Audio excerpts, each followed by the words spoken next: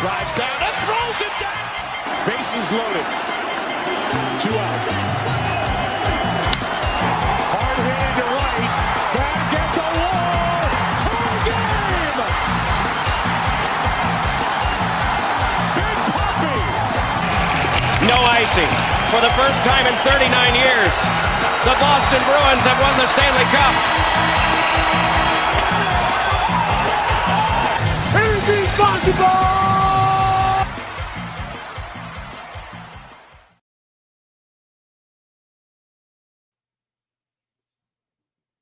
Hey, you guys miss me? Anyway, welcome to another edition of Kicking with Kruse. I'm your host, Ben Kruse, and guys, it's been a while since I've been on here. I'm not gonna lie. It's been about probably a couple weeks, but then probably a month. And I just want to first of all say that for those that have been missing a lot of the the shows and stuff, I do apologize. I just have a lot going on in terms of my life, and I do hope that now with like the fall and stuff and a lot of stuff now in sports, obviously this is one of the biggest months obviously in sports, that I hope to be back on here a bit more and more consistently. So I do want to say that I do apologize for those that have been missing me. I have been missing you guys for sure too. So you guys aren't the only ones. But in terms of our show tonight, we got a lot to get into. Like I said, it's been definitely a while since we've been back here on the platform.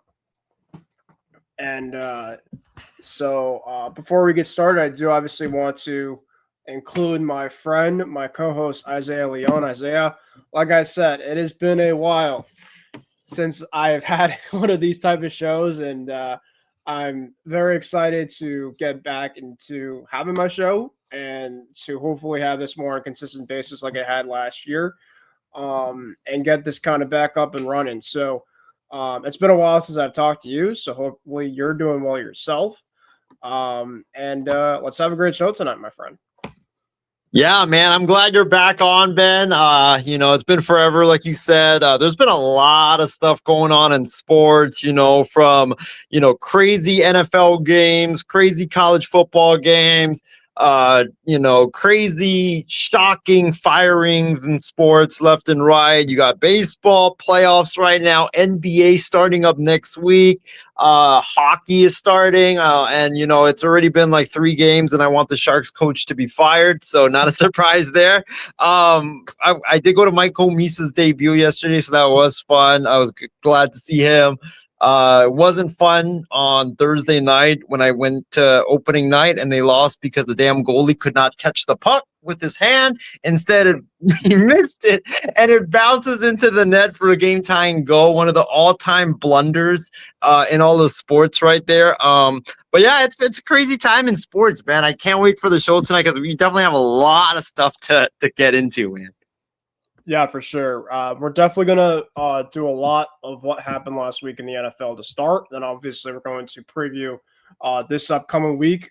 Isaiah, we're already at week 6 of the NFL season. I mean, it's just crazy the fact that like I felt like week 1 basically was like last week or so. It's crazy to even think that. I mean, college football is going crazy.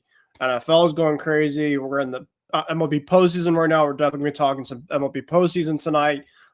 Definitely a little bit of the NBA. The NBA is starting, I think opening night is 1 week from tonight. So we're going to get into a lot of great stuff tonight. And before we get started, of course, folks, make sure to follow us on the MI6 and IM6 network on Facebook, Instagram, and YouTube. Also, feel free to follow my Twitter at BenCruz144. Also, make sure if you guys like not only just this channel, but of course, we do the extra point, of course, on this platform as well, too. Make sure to follow us on YouTube and other platforms to make sure that you get all the latest stuff in terms of all of our shows over there, too. So we should have a great overall show tonight, hopefully. If you guys want to get in the action and have some comments from me and Isaiah for anything specifically regarding this overall show, make sure to do that. And, so without further ado, let's get started. And we're going to get started with last week of the NFL season. So I wanted to obviously, before we get into the overall scores, for the audience and for obviously you guys, I obviously just want to get into the overall standings and basically where we stand basically going into week 6, which starts tomorrow night of the NFL season. So obviously starting the AFC. We're going to start in the AFC East. And the AFC East brings an absolute smile to my face. Because if you told me this after week 6, I would have probably called you nuts. Now, granted, I do think that obviously we're making a lot more strides, but Isaiah, because we beat the Buffalo Bills, in which we talked about that on the extra point a couple weeks ago, and the win that we had last week, my New England Patriots, with the tiebreaker, of course, against Buffalo, because we have the same record, is currently in first place. It feels like gold times as of right now. We are currently right now the number 1 seed in the AFC East. I think we're the number 4 or 5 seed currently in the AFC. Now, granted, obviously it's still really, really early, but man, after the last couple of years, and I obviously knew that it was going to be a little bit of a struggle after what we had with Brady. The fact that we're back and our schedule looks fairly favorable coming up. It feels great right now to be a Patriot fan, for sure. Buffalo is in second. They obviously still are a very good team, granted, but they are going through a little bit right now. After the last couple of weeks, the Miami Dolphins stink. They are 1-5. They have a lot of turmoil right now. Mike McDaniel potentially could be on the hot seat. And then you have the current only team right now in the NFL that has not had a win yet, and as the New York Jets. They are 0-6. So that is the AFC East right now. Now in the AFC West, we have a little bit of a bundle right now in the AFC West. The Chargers are currently 4-2. They had a really blazing start to start the year, and they've been kind of back and forth in the last couple weeks. Denver's 4-2. The Kansas City Chiefs are 3-3, but don't let that record fool you for the Kansas City Chiefs, because it looks like they're going to get back up and rolling, especially getting Rashee Rice coming this Sunday. And the Vegas Raiders, James's team, they are 2-4. Heck, they did win the last week. So heck, that for James, if you are listening, you get a little bit of a smile on your face after this past Sunday. The AFC North, we got the Pittsburgh Steelers, which actually, Isaiah, you picked the Pittsburgh Steelers to go deep this year in your season preview. Now, granted, I don't think a lot of people expected the other starting quarterbacks, guys like Joe Burrow and Lamar Jackson, to be hurt, but here we are, right? Cincinnati Bengals are 2-4. Their defense is awful. And yeah, Joe Burrow obviously being hurt really hurts a lot. And then the Baltimore Ravens. The Baltimore Ravens are 1-5. I mean, I know obviously Lamar Jackson has been out for the last couple of weeks, so of course that's hurt, but their defense has had a lot of massive injuries. And John Harbaugh, your time might be taken, my friend. It's not great and pretty there. And the Cleveland Browns are 1-5. The AFC South, we got, how about the Indianapolis Colts at 5-1, headlined by Daniel Jones? If you told me that the Daniel Jones' Indianapolis Colts would be 5-1, I would want to know what you're smoking, apparently. But heck, they're rolling right now. Daniel Jones has found his new home. Indiana Jones, they call him now over there. And Jonathan Taylor's pounding the rock like usual. And the Colts have been one of the biggest surprises so far this season. The Jacksonville Jaguars are 4-2. Give credit to the Jags. They've been kind of up and down. But they've kind of still held its ground. The Texans are 2-3. The Texans are starting to feel a little bit better, at least recently. I think that got the Titans to just stink. So before we get into the overall the NFC side of things, Isaiah, I want to ask you this. Going into week 7 of the NFL season starting tomorrow. And obviously we'll get into everything like week 6, of the season. What are your takeaways so far about the AFC as a whole currently in the NFL as of right now? The Titans make me look like an absolute moron. I picked them to not only make the playoffs, but I picked them to win the AFC South. And here they are sitting at 1-5, just fired their head coach. So, yeah, that was not a good pick whatsoever. I even said a lot of good things about Brian Callahan. I said Brian Callahan is a smart offensive mind. He's a genius. Look what he did with Joe Burrow, and the guy becomes the first head coach fired in this season. The Titans stink. That was not a good pick. But I look at it as The Patriots. I mean, I think that is one of the biggest surprises. I said I think after you guys beat the Bills that was not only a great win, that was a franchise changing win for like how your franchise has been the past couple of years. I honestly think that you guys have a legit shot for the division because I think like when you look at your schedule, I think when you look at the fact that you beat the Bills, like when you beat the Bills in Buffalo the way you guys did, that carries over and that gives the team a lot of confidence moving forward. So I think that really helps a lot. And I think the Patriots are going to be, I think they're going to be awesome to watch, down the stretch. And I think like, man, I know we're going to preview the games for week 6, but you look at Patriots and Titans, like I honestly would not be shocked if you guys marched into Tennessee and just obliterated the Titans because Mike Vrabel is going to want revenge for them firing him. Like it's going to be a crazy game, that game on Sunday. And then I think some of the other takeaways, I think for the AFC side is probably the Jacksonville Jaguars, how well they've played. They've been down the last several years. Trevor Lawrence has not looked great. The defense has been atrocious there. But the way the defense has been playing, just rallying to the ball, being super aggressive, the defense I think they're leading the league in takeaways, if I'm not mistaken. And Trevor Lawrence looks like a different quarterback than he did under Doug Peterson. So I probably would say the Jaguars and the Pats are definitely my biggest surprise. And I would probably say the Titans because I was very high on the Titans. I wasn't a believer in the Titans at all. I will say Cam Ward, I think, has some ability. And we'll do our team reports after the NFC side of things, but I'll kind of briefly go into how the Titans are currently right now. And let's just say I looked at some of their team stats on ESPN today. It's not pretty at all. All right, let's go to the NFC side of things. This is obviously your conference, Isaiah. So, in the NFC side, in the NFC East, we have the Philadelphia Eagles at 4-2, but don't take that record currently right now with the way the Eagles are going. They're going through it right now, but they are leading right now, 4-2. The Washington Commanders at 3-3, they had a tough one this past Monday night. The Dallas Cowboys are 2-3. However, they're going to be getting back a massive reinforcement, more likely than not this week in CeeDee Lamb.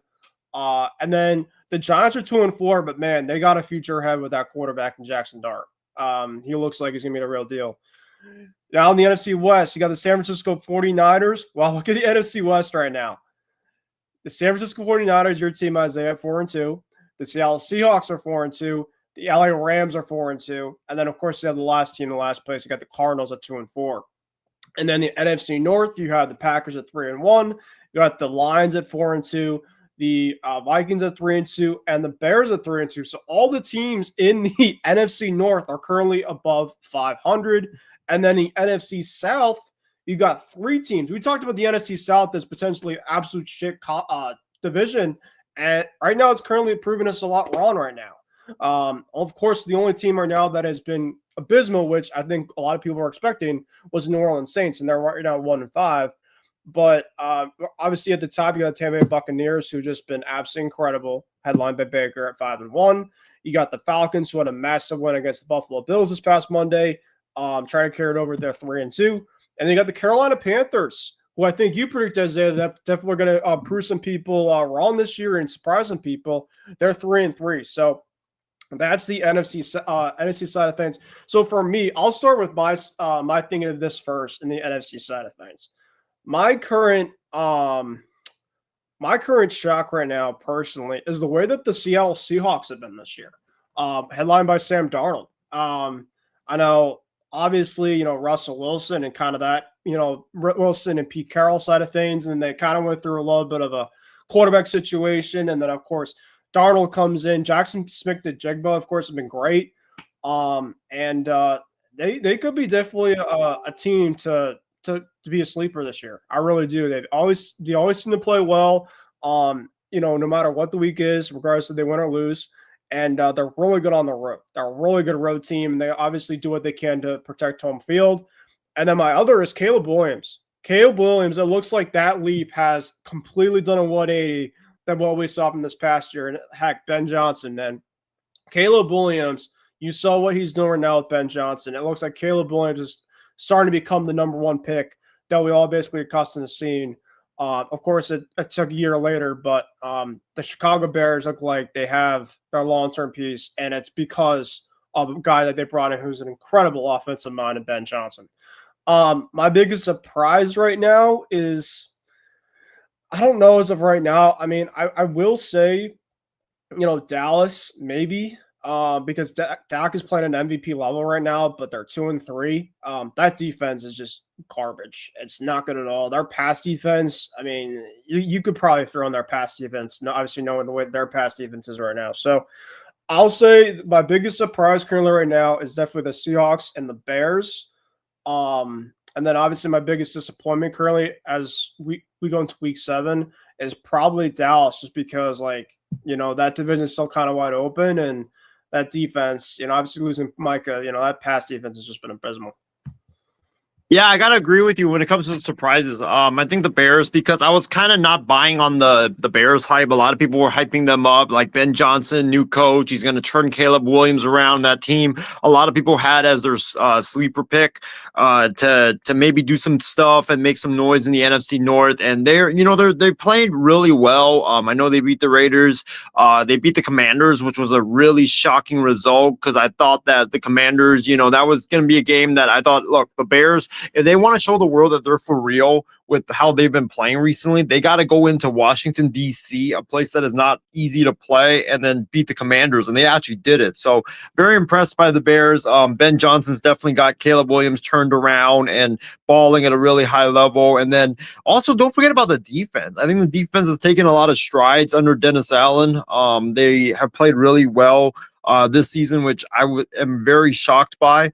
So yeah, I would say the Bears is my number one surprise. My other biggest surprise is, I would probably say the Carolina Panthers, just because I know I picked them, but they did not look great the first 3 weeks. I think they were like 0-3 or something like that. But the way that they've played recently, just getting their season back on track. They've won a bunch of games recently. So Bryce Young has looked like a different quarterback the last few weeks. Hopefully he can keep it up. And I think for my biggest disappointment, I know you went with Dallas, but I got to go with Arizona. The way they started the season, I know I picked them to be my sleeper team in the NFC this year. I thought with Jonathan Gannon that their defense is going to be a lot better. The defense has played well. It's the offense. Kyler Murray, you would think Kyler Murray, Marvin Harrison Jr., that offense would be a lot better than it is and be a lot explosive, but it just hasn't been that way. And I think with the Cardinals, they've been losing a lot of games that in fashion like that, they should win. And it's just very frustrating to watch. I know against the Titans, I don't know if you saw that game, Ben, but against the Titans, they should have won that game, but they literally fumbled the game away. I mean, the running back DeMercado literally had a wide open walk-in touchdown, and then he fumbles the ball at the goal line, before he crossed the goal line. And then instead of being 28-3, it goes from 28-3 to 21-6, and Tennessee gets the football. So I think for the Cardinals, I think if they continue to play the way they do and just lose games in embarrassing fashion, I could. And don't forget, Jonathan Gannon got fined, I think, by the Cardinals $100,000 because he got really upset at DeMercado for fumbling that football at the goal line, and he slapped DeMercado or punched him in the shoulder pads. So I think he's on the hot seat there in Arizona, and if they can't get to a respectable, maybe 500 record or maybe a winning record or even in the playoff hunt this year, I could see him being shown the door there in Arizona.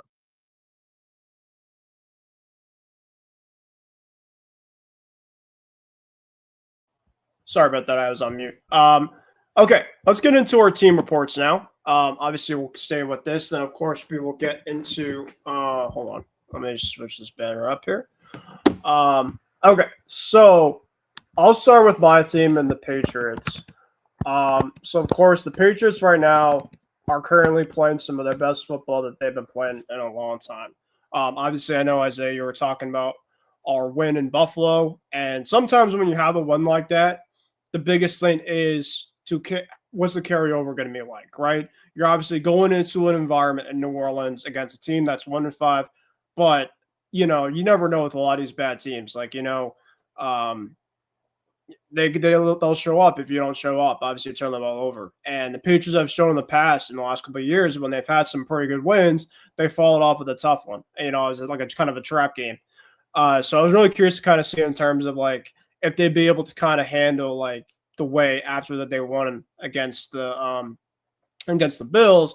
And you know, the refereeing in this game. I mean, I hate the refs in terms of like being a dictate, but these refs were absolutely horrendous. I mean, this game obviously was closer one than expected, but there was a couple times, including a negated touchdown by Drake May, the second one Demario Douglas. Now, granted, the same drive, the touchdown obviously was further on throughout the drive, so it didn't really matter.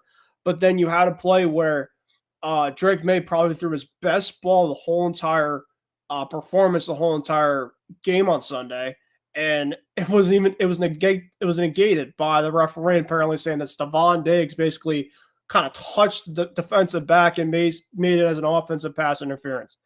I mean, you know, the Patriots currently are apparently beating the referee at least through 1 week, but you know, obviously the defense wasn't great. I will say though about the Saints is Spencer Rattler is kind of a sneaky good quarterback they have there. I thought a lot of good things from him. Now, granted, I think that our pass defense wasn't great in this one. We were getting carved up left and right in that first half, including the first play of the game.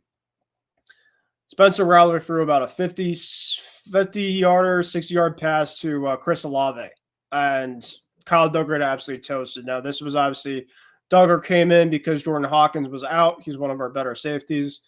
And now, thankfully, the Saints don't have a dynamic offense where, you know, they only scored one touchdown in the game, I'm pretty sure. And it was by Taysom Hill. The Patriots did a pretty good job kind of when they were driving a lot in these games to keep them to field goals.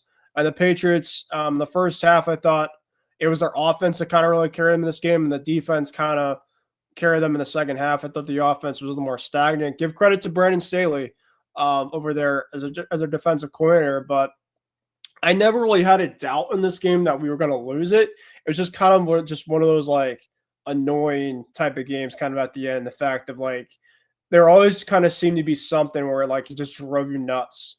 But I will say now, you know, the Patriots they're 4-2.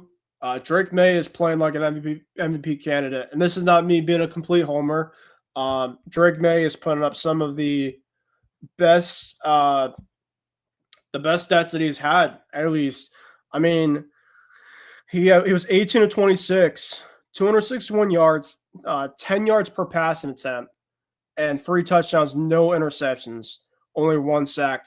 And Isaiah, there's a stat out there. I think it was from ESPN.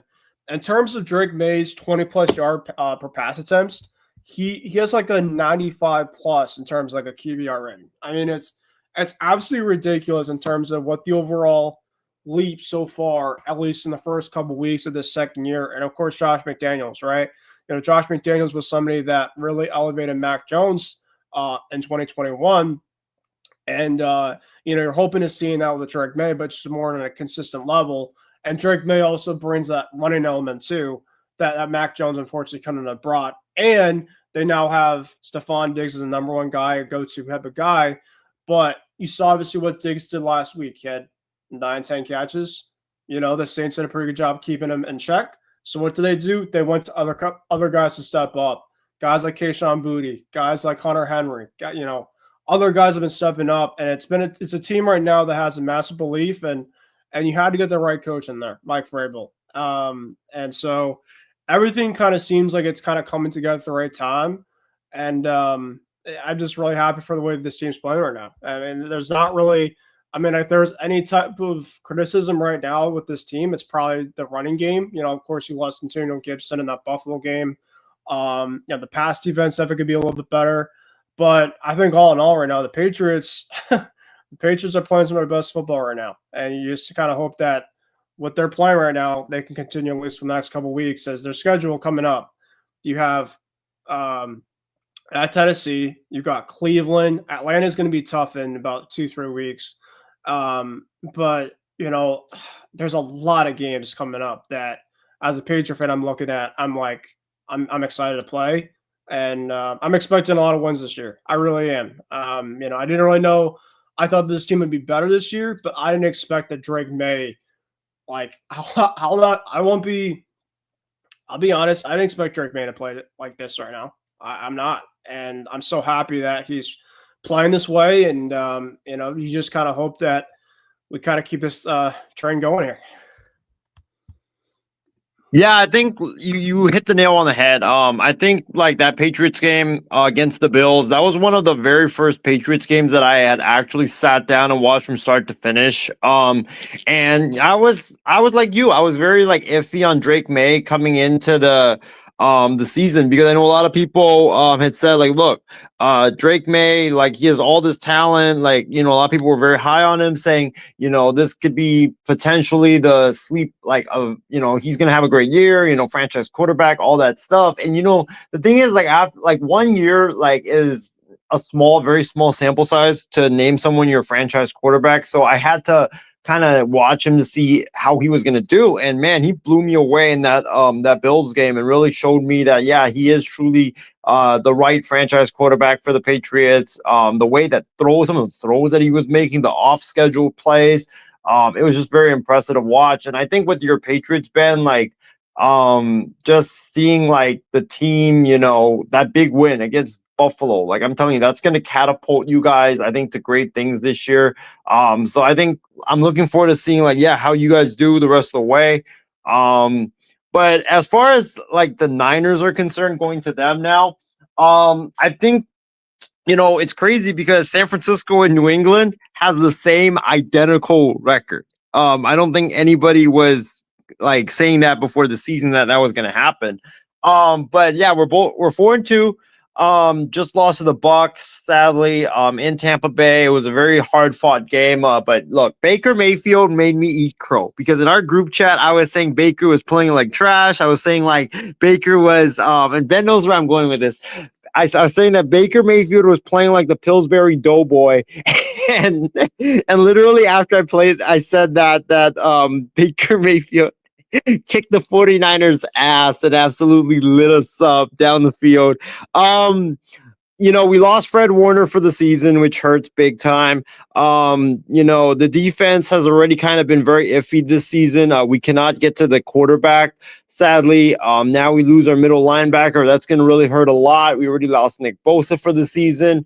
It's just been a lot of injury after injury after injury. And, Kyle Shanahan has done a great job of weathering the storm, but I don't know how many hits that we can take before the ship completely sinks. Because right now you already lost your best middle linebacker, arguably one of the best middle linebackers, maybe in all of football. And then you have, you lost Nick Bosa already. You got, Brock Purdy in and out with injuries. You got George Kittle, who's going to come back this season, but he's already missed a good chunk of the season with injuries. Christian McCaffrey, believe it or not, is the only player that's played every single game so far this season.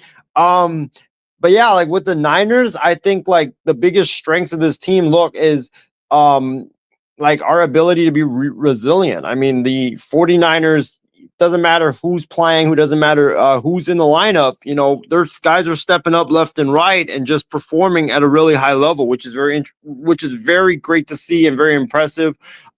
Purdy's going to come back, so hopefully the toe injury that he suffered is healed completely, because it looked like in that Jacksonville game that he just didn't have that mobility, and that really hindered him. And Purdy's a guy that, look, the offensive line is bad for the Niners. We're going to need our quarterbacks to be able to make those off-scheduled plays and to be able to improvise when everything breaks down. And that's what I think that's the best trait that Brock Purdy brings to the table there. We haven't ran the ball great. CMC, I think, had his first rushing touchdown of the year on Sunday. But Brian Robinson has been very inconsistent.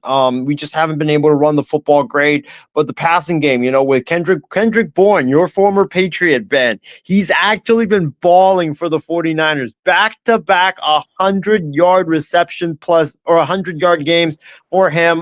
Very happy to see that. Jawan Jennings.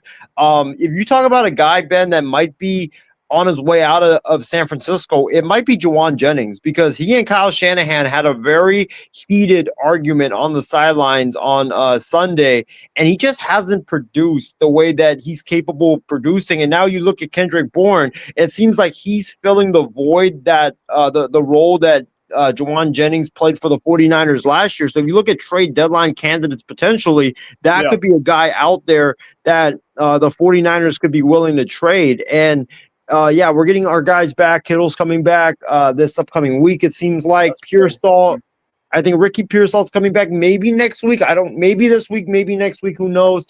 But yeah, like those two guys are closer to coming back.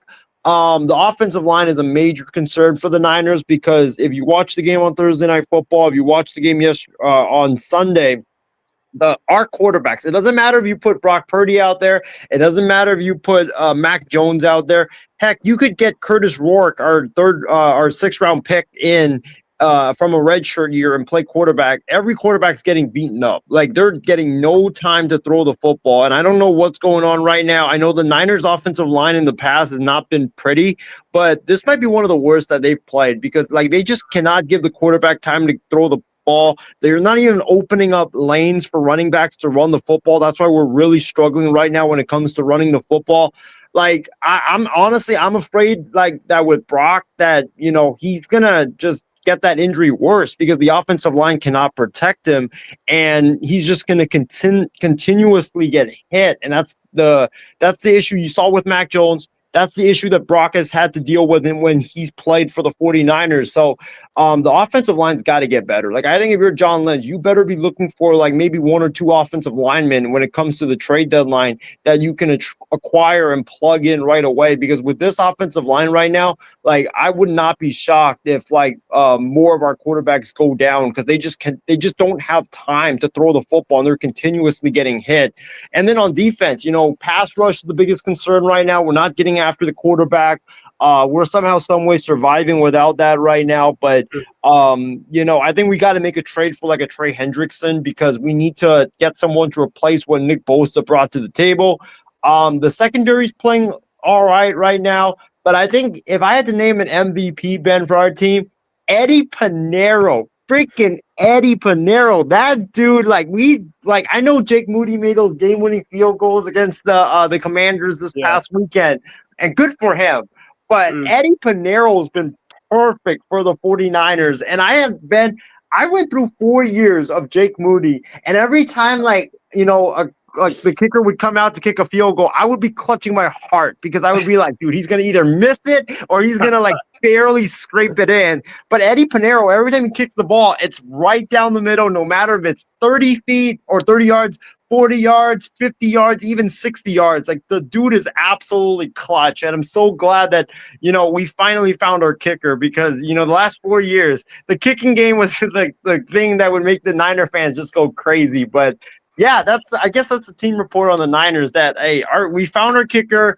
We gotta like work on the offensive line, and we're playing on Sunday Night Football this upcoming week against the Falcons. We gotta definitely protect against Purdy. I'm not really that scared of the Falcons defense, because I don't know if they can get after the quarterback as much as the Bucks did or the Rams did.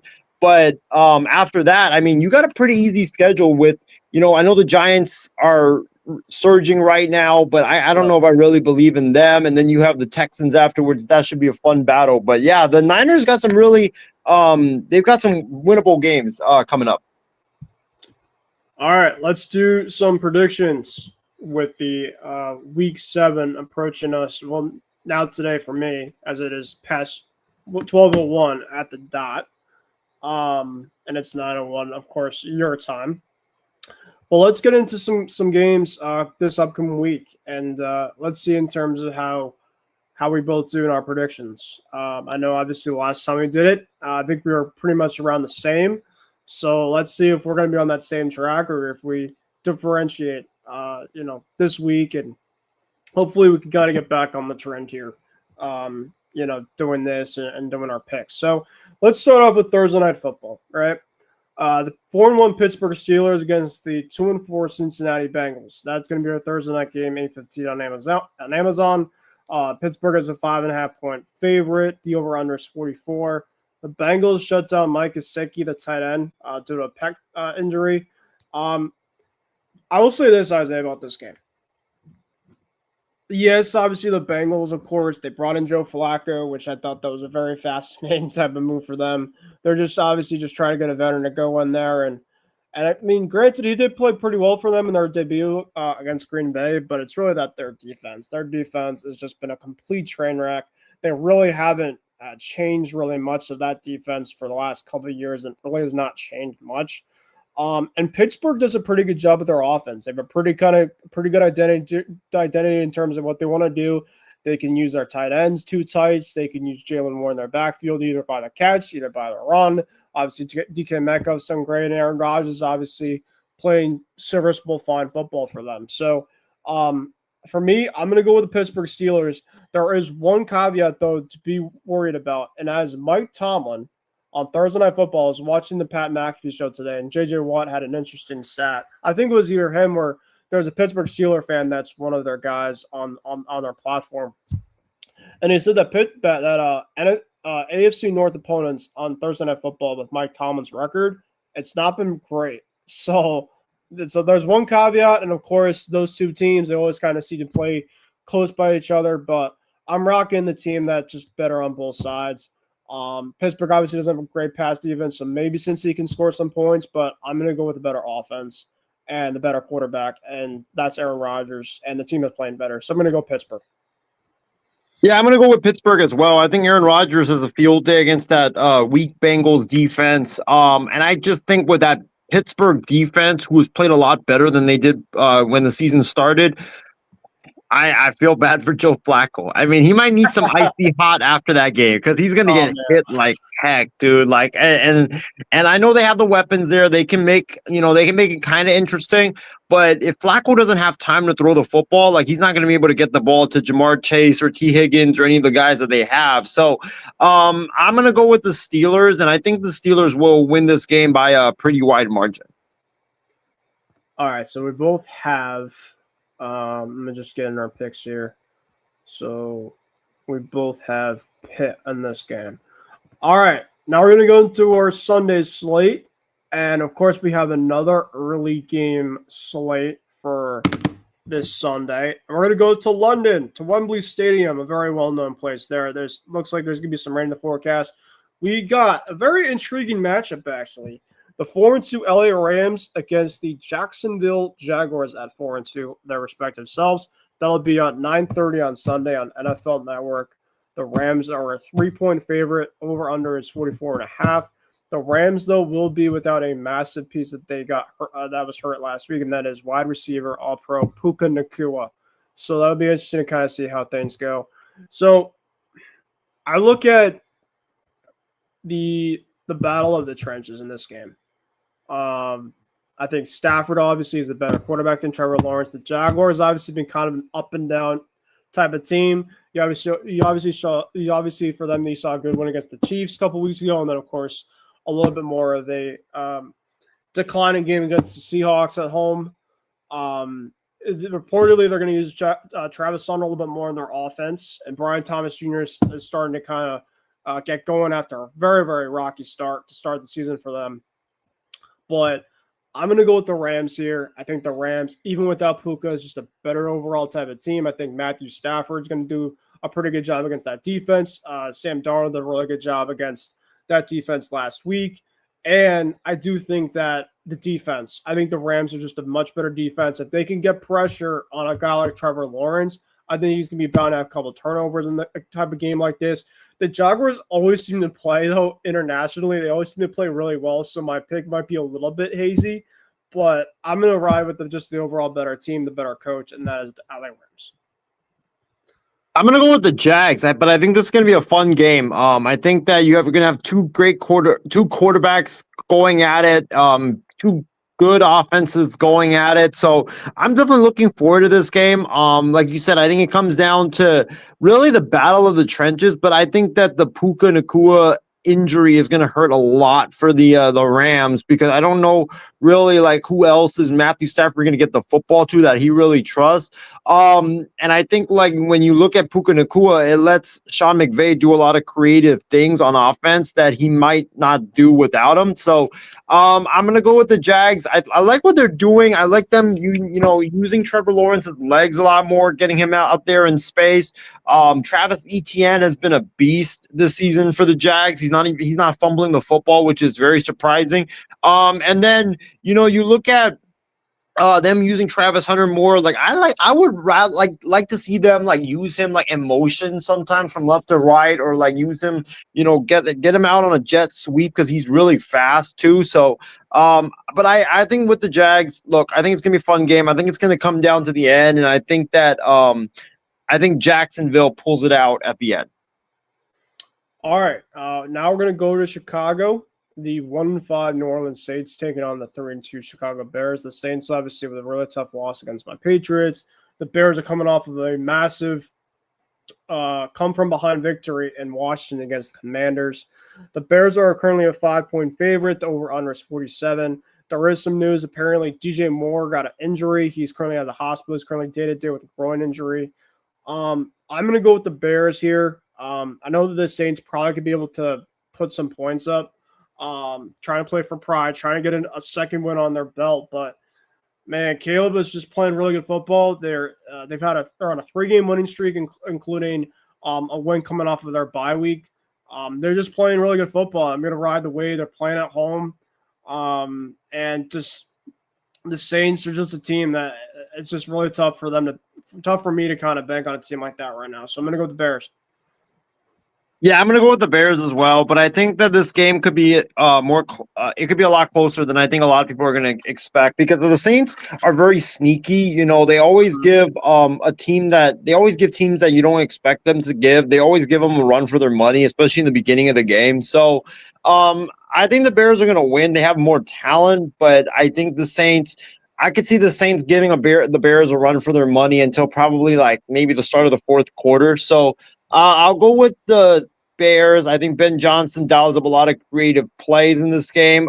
Dennis Allen's going to want to show the Saints that they were wrong for firing him, and get the defense ready. So I got the Bears winning this game. I think Caleb balls out. I don't trust the Saints defense is also another big thing. I think Caleb could have a big game in this game. We talk about now a crappy game. The 1-5 Dolphins at the 1-5 Browns. The Browns are 2.5-point favorite. You got actually the battle of lefty quarterbacks, which you don't get to see very often. You have Tua Tagovailoa against young lefty and Dylan Gabriel, who's been all right so far, but the Browns are kind of just going through a carousel of quarterbacks. Shedeur Sanders was their backup last week, so you just never know what the Browns are going to be coming at. But the over-under is 39.5. Man, the Dolphins obviously are going through a massive, massive train wreck right now, but the Browns obviously still are kind of just a team. You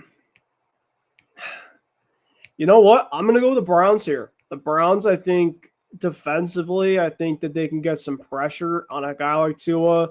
The Dolphins are just a massive disarray right now. They really are. They can't even get guys coming to meetings. Tua's just not really playing, the best football. They're finding ways to lose. They had a game in the bag last week against the Chargers. They blew that. And, the Browns, of course, have shown signs to compete. The Dolphins have also too, but I'm going to go with the Browns here. It's going to be kind of ugly, though. You know what? I actually agree with you. I'm going to go with the Browns as well. I think Dylan Gabriel leads the Browns to their first win. The Dolphins, like you mentioned, they're just in disarray right now. They remind me of Penn State, where it's like when it gets bad, it gets really ugly and it snowballs. And I think that's what's going on right now in Miami. I think that, look, Tua is going to play well in this game. The Browns, they have the better defense, I think, which will play into their advantage. I don't know if Tua I could see him turning the football over a couple of times, getting sacked a bunch, just because that Dolphins offensive line is not that great. And then you look at Dylan Gabriel. He hasn't been great, but he hasn't been bad. And I think that he's going to be able to manage that game to help the Browns come out with the victory. It's going to be like an ugly, probably lower scoring game than most. So I'm gonna go with the Browns in an upset. And here's a hot take, Ben. I think Mike McDaniel sadly gets fired after this game. I don't even think that's a hot take. He's going to get fired. Yeah, at some point. So, all right, we got a very intriguing game in the 1 o'clock slate. We got the 4-2 Philadelphia Eagles, who just had a horrific loss against the New York Giants. They got on the 3-2 Minnesota Vikings. Now, the Eagles are a 2-point favorite. Their over-under is 44. Listen, the Eagles need to have a game where they just have to declare to the league that not so fast, my friends. Like, we're still the defending champs, and we got to get back to playing our brand of football, because what's going on recently has not been great. Granted, they've had some injuries. I mean, Quinyon Mitchell got hurt last week. Their defense is going through a lot right now. But the Vikings, their quarterback situation, that's the thing that worries me the most. I know, obviously, Jalen Hurts. I'm not the biggest Jalen Hurts guy. I'm kind of like very indifferent with Jalen Hurts. I think he's really good for the system. I don't know how good of a quarterback he would be if he was not with the Philadelphia Eagles. In this game, though, I'm going to ride with the Eagles just because that Vikings defense, I feel like is going to be on the field a lot in this game. In the quarterback situation, I just don't know. I mean, Carson Wentz obviously battling some injuries, and now J.J. McCarthy. I don't know what the hell is going on with them right now. So I'm going to take the better offense, and I think that the defense comes alive in this game for Philly. They just, I feel like they're pissed off. The last 2 weeks, I just can't see them losing 3 games in a row. So I just looked at it. Carson Wentz fully practiced today. He left the game, I think, on Sunday with some type of injury. So it was kind of 50-50 if he was going to play or even practice. So he practiced fully. And then J.J. McCarthy still remains limited. So I think the quarterback decision probably will come down to the wire in regards to who plays in this game. I think we'll know by probably like Saturday night who plays. But in terms of this game, this might be a first on this show, Ben, but I'm actually going to go with the Vikings. I know for years I've been calling the Vikings frauds, but I look at the Eagles right now. They can't run the football, and their bread and butter is running the football with Saquon Barkley or Jalen Hurts, and that's really affecting their passing game because it's showing that Jalen Hurts is not really that great of a passer as he's not really been that great this year. So I think the Vikings will be able to take some shots down the field against this Eagles defense, which has struggled with covering wide receivers. I think they're going to I think Justin Jefferson is going to explode in this game. I think that, whoever plays, whether it's Wentz, whether it's J.J. McCarthy, they're going to be able to kind of manage the game. I think that Vikings defense, Brian Flores, they're going to be able to corral Jalen Hurts. They're going to stop the running game. And I just don't think Philadelphia, with their inability to run the football, I just don't think Philadelphia is able to pull it out. So I'm going to go with the Vikings, but I think it's going to be a close game for this Vikings-Eagles game. All right, we got the Vegas Raiders at the Kansas City Chiefs. The Chiefs are currently a 12-point favorite, the line, as we come into Sunday, which I don't know about that, but, granted, that's the NFL for you. The over-under right now is 45.5. Rasheed Rice will be back for the Chiefs this Sunday. Heck, I will say to James' Raiders, absolute rip in terms of what's going to be coming, because the Chiefs right now, they potentially could be finding their stride right away. They had a massive win against the Lions. The Lions are one of the best defenses in the league. And, now you have Rasheed Rice back. You have, obviously, Hollywood Brown. You have Xavier Worthy. You still obviously have Kelsey. You got Kareem Hunt. And you got Pacheco in the backfield. And the defense, of course, too.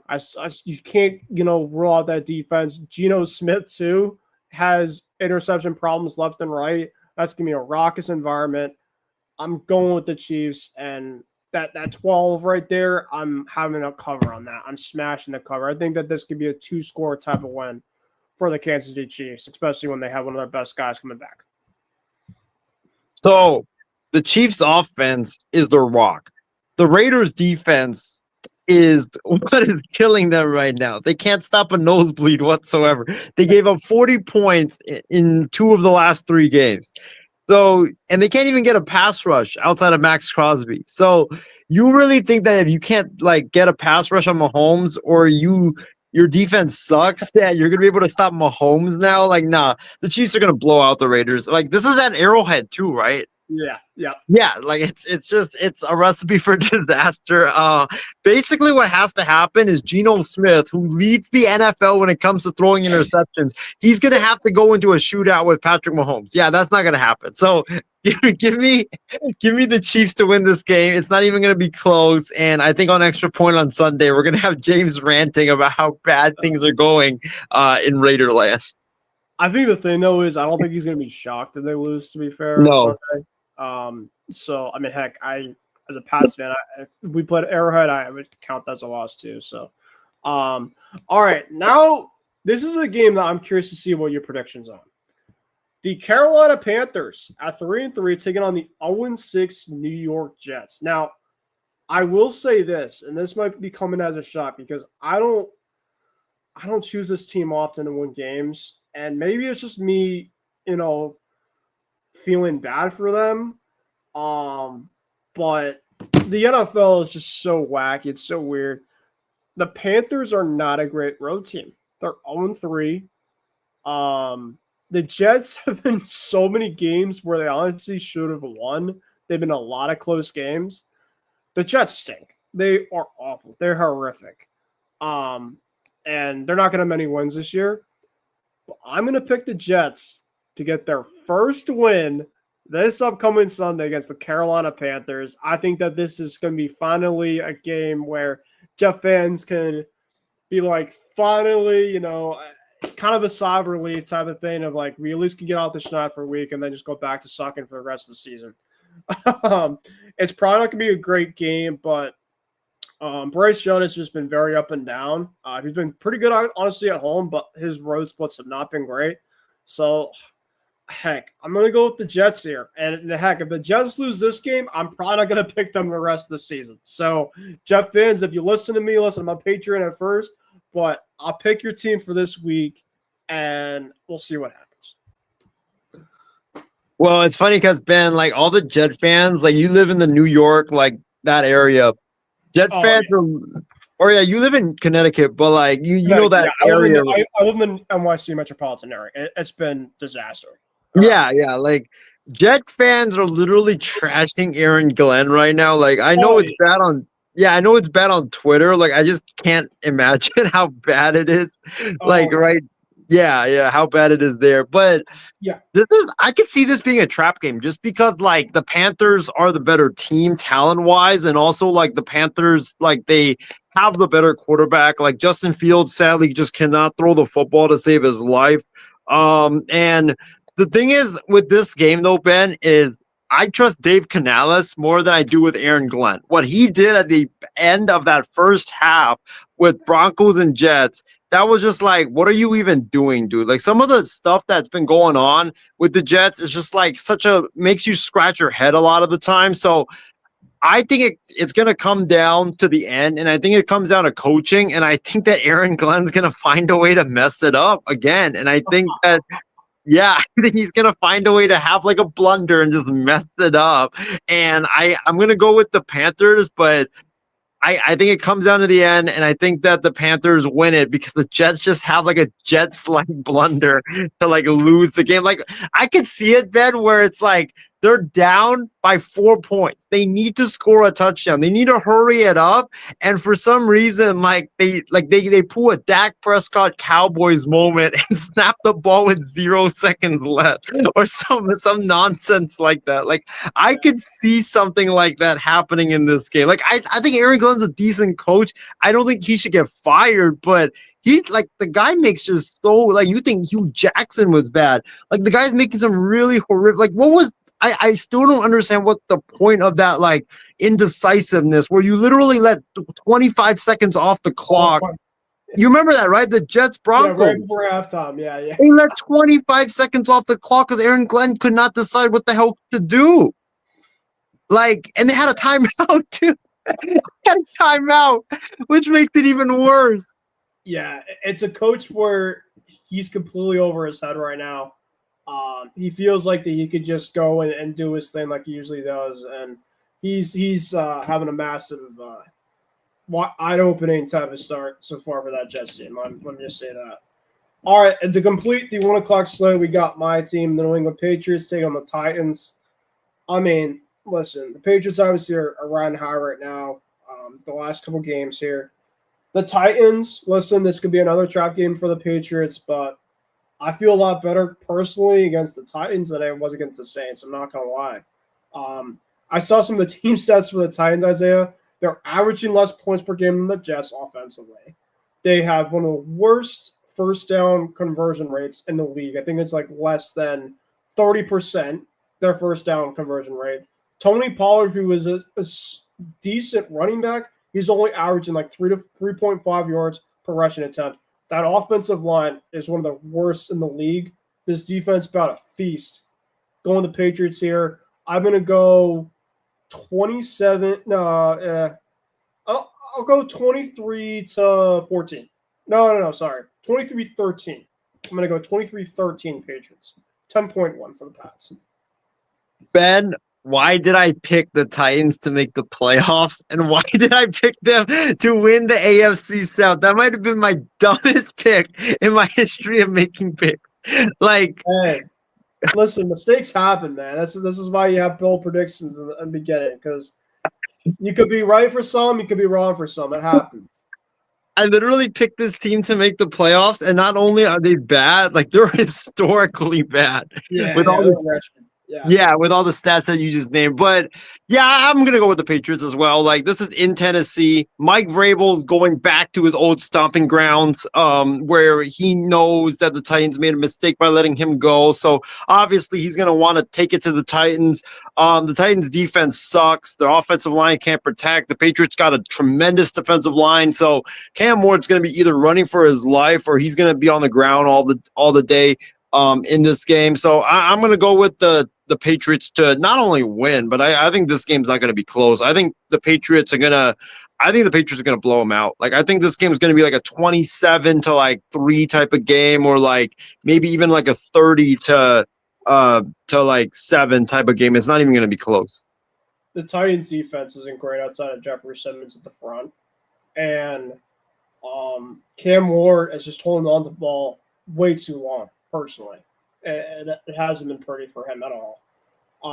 So yeah, I mean, I just hope that we have a nice, kind of like the Panthers game where we just crush the Panthers, a game like that in Nashville. All right, let's get to our 4 o'clock slate games. This should be a very fascinating game here. The New York Giants, the 2-4 Giants at the Denver Broncos at 4-2. Denver right now is laying 7, but how about the Giants? 2-4, yes, obviously record aside.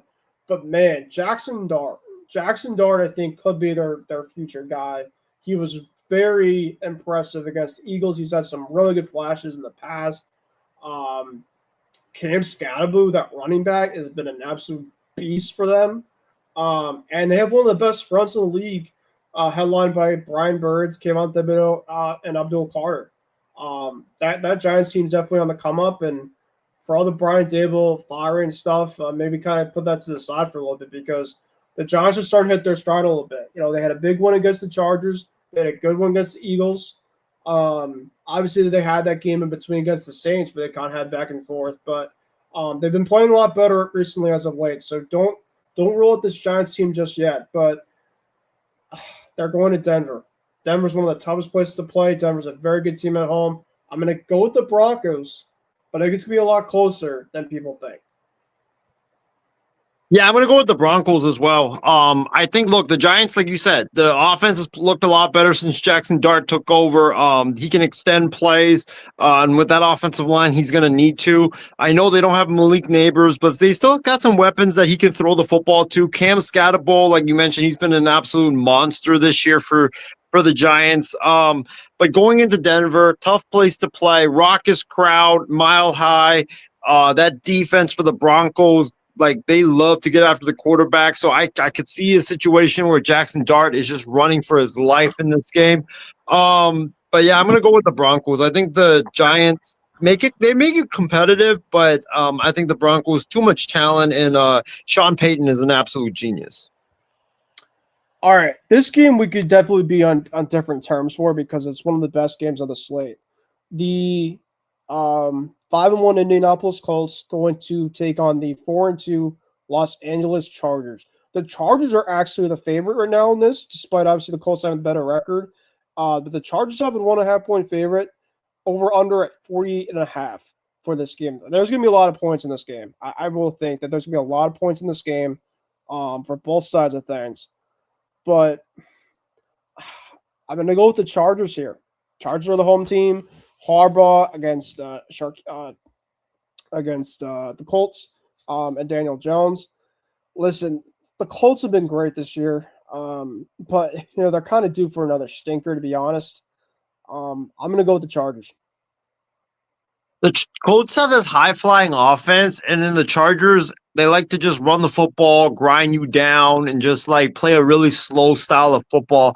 So I could see that Colts, if the Chargers turn the football over, which is what Justin Herbert has done the last couple of weeks, then it's going to be hard because the Chargers are not built to win a game where they have to go up and down the field quickly, and they have to win shootouts against the opposing team. So I'm going to go with the Colts because I think that they just have so much firepower with Jonathan Taylor, with Shane Steichen calling the plays on offense. Daniel Jones has been electric for the Colts this year. Michael Pittman, by the way, is one of the most underrated receivers in the NFL. And I think with the Chargers, their offensive line has not been great this season. I know that it's been ravaged by injuries, but I don't know if they'll be able to protect against DeForest Buckner and that great defense that the Colts are employing right now. So I'm gonna go with the Colts, but I think that the Colts are gonna win it, but it's gonna be a close game. All right, how about this quarterback matchup? We got Jaden Daniels taking on MVP type player in Dak Prescott in Dallas. CeeDee Lamb's gonna be coming back. NFC East battle. This should be an absolute dandy of a game. The Commanders right now are lane 2. Over under right now is 55.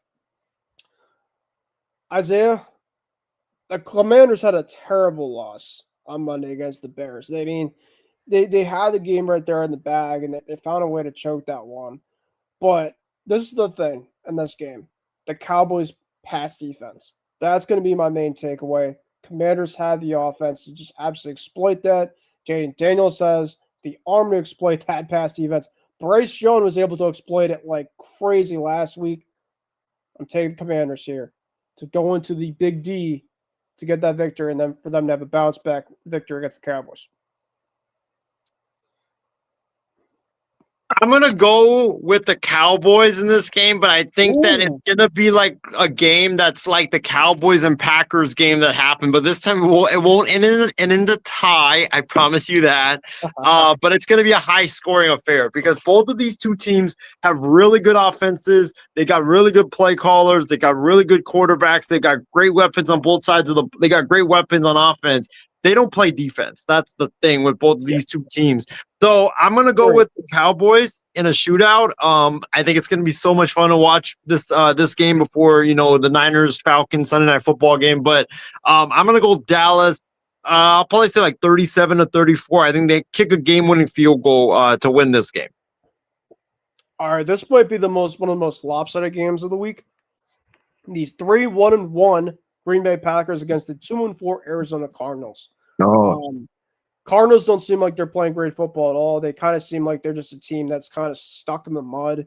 Kyler Murray has been kind of just in the deer in the headlights half the time. Marvin Harrison's had some games that he's been great, some games he hasn't been great.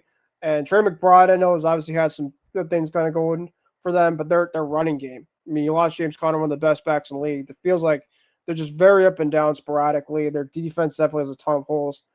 I'm going with the Packers. This is actually kind of tricky because, I could see Kyler evading a lot of the pressure from the Packers because of his ability to run and extend plays.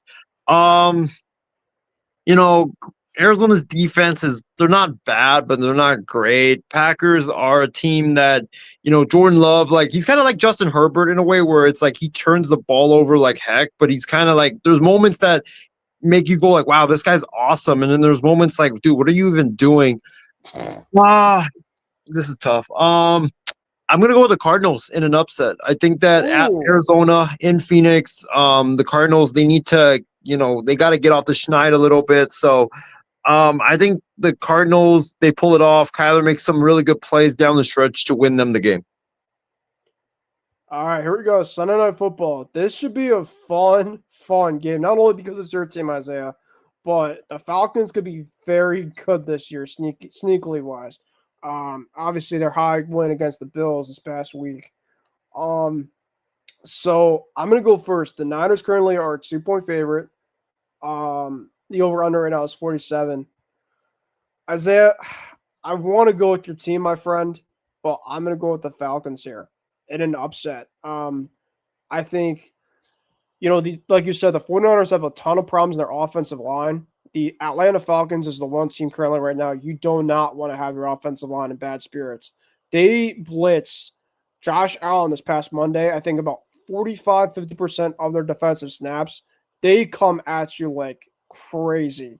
And if you're the 49ers, especially a very depleted offensive line, if you can't get that running game going, you're going to have to bake on guys like Mack and Brock to obviously throw like crazy, and they're going through a lot of injuries and stuff right now. And then the Falcons, their offensive attack is really dynamic, of course, too. That the Niners have a ton of injuries, unfortunately, with the way Warner obviously went down. B. John looks like he's just been playing at an all-time level right now. So I'm going to go with the Falcons here, kind of in an upset. I mean, obviously, the Niners, obviously, I feel like are a better team, but I think that the Niners are just playing better football, and they have a little bit better in terms of health. No, I can see that. I think that it's going to be a great game, like you said. I think that the Niners defense losing Warner hurts badly. Not having the pass rush is going to hurt a lot as well. I think the Falcons got some great weapons like Kyle Mhm. Pitts, Bijan Robinson. You Drake got Michael London. Penix, yeah, Drake London as well.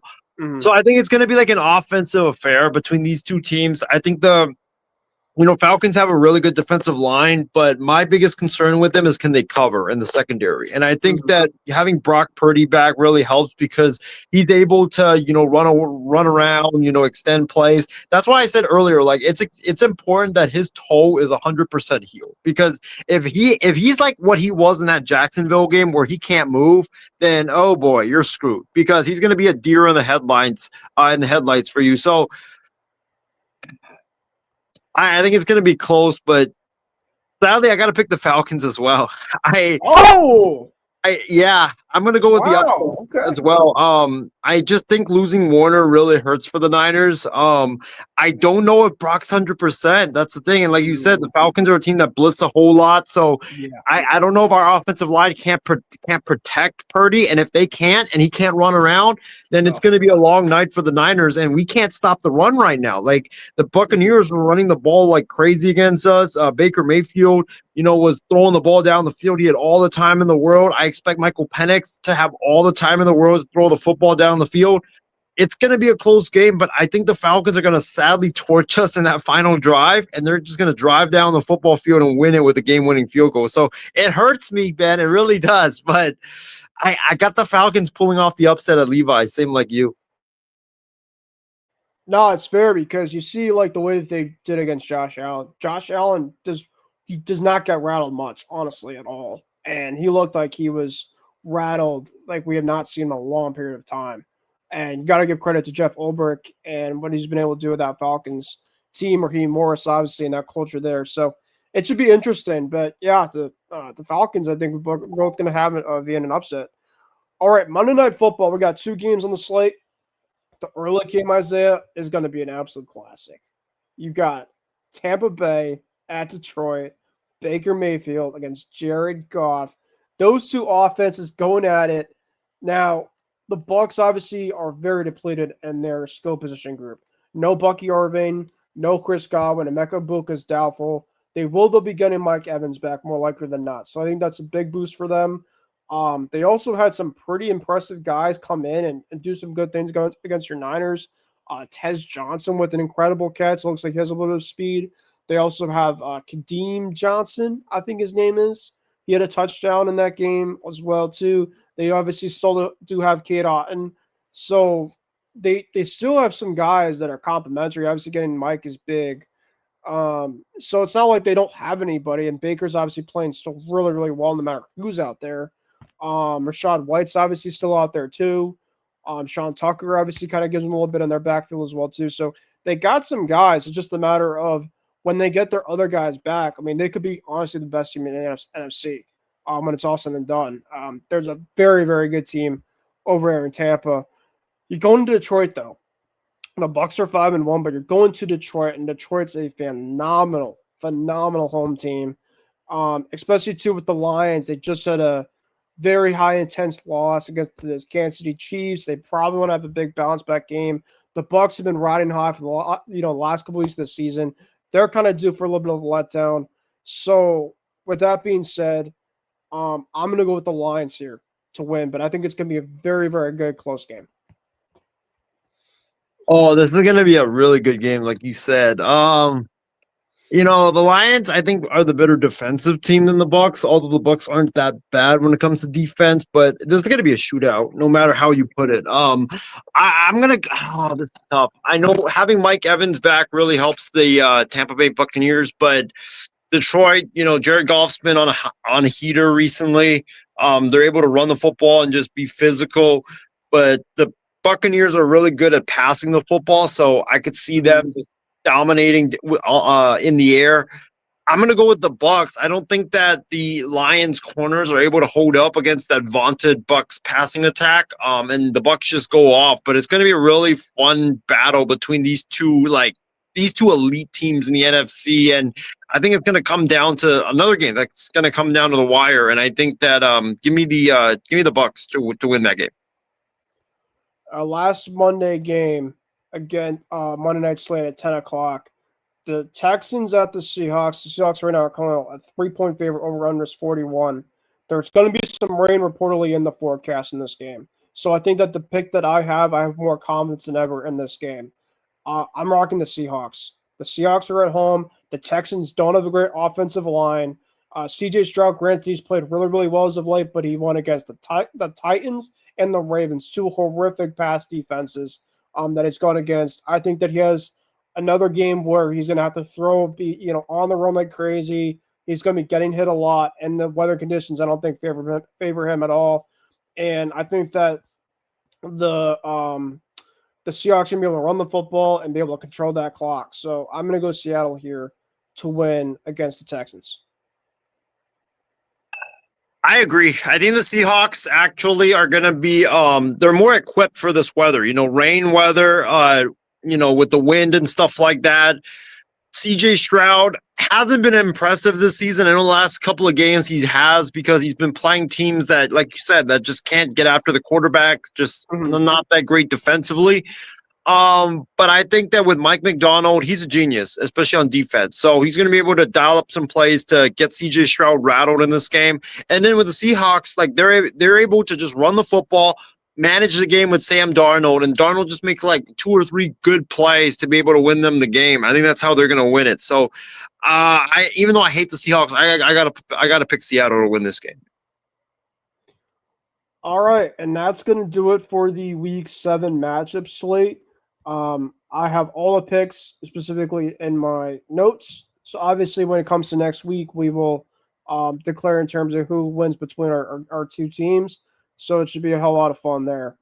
All right, really quickly before I get into some baseball, I do obviously want to just have a quick preview of the NFL trade deadline rumors that have been kind of transpiring.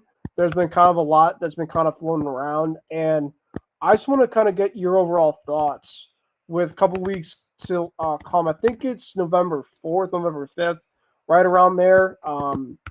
So, I mean, obviously you kind of talked about your team, kind of what your team needs to be addressed. But just kind of, maybe like a bold prediction take in terms of like a team in terms of a player, maybe. And just kind of names that maybe you haven't heard about, at least, from guys, at least on the air, on ESPN or whatever. But a guy you're like, he could be out there. He could be kind of floating around that nobody's really kind of talked about. So before we get into the baseball talk, let's kind of quickly talk about some expectations and maybe quickly some little bit of buzz, before we get potentially a really busy deadline in a couple weeks here. So for me, I'm gonna go really quick with a couple of guys. Chris Olave from the New Orleans Saints, I think's been heavily. There's a lot of smoke with him. I think there's obviously a lot of teams that need new receivers. I think the Patriots are a team to look out for Olave, the Bills, and the Pittsburgh Steelers. I think there's three teams looking for him. Another guy that's been floating around recently is Jalen Waddle from the Miami Dolphins. His name's been out there as of late. The Dolphins look they're going to be going a massive fire sale, and a team that apparently has been looking at Jalen Waddle is the New York Giants. The Giants are trying to upgrade their wide out room.